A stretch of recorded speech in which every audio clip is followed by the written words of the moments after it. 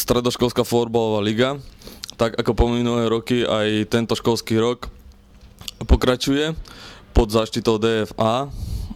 V stredoškolskej florbalovej lige sa zúčastňuje 7 mužstiev, z čoho 5 mužstiev pochádza z Nitry, 2 mužstvá sú z Topolčian. Pre veľký záujem študentov o florbal a zo záujmu aj DFA o podporu tohto športu sa zaoberáme aj výchovou mladých talentov, čo čerpáme pre mužstvo dospelých a aj mužstvo žien.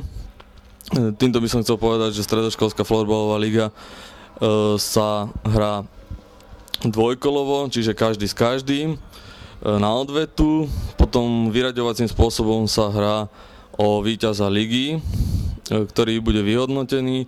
Ďalej budú vyhodnotení najlepší strelci, najlepší brankár a najužitočnejší hráč. Po skončení vyhodnotení súťaže na záver bude jeden turnaj, taký záverečný školský turnaj pre všetky školy, na ktorom sa môžu zúčastniť. A bude tam ešte jedno mužstvo, ktoré bude výber ligy, teda najlepší hráči proti ostatným.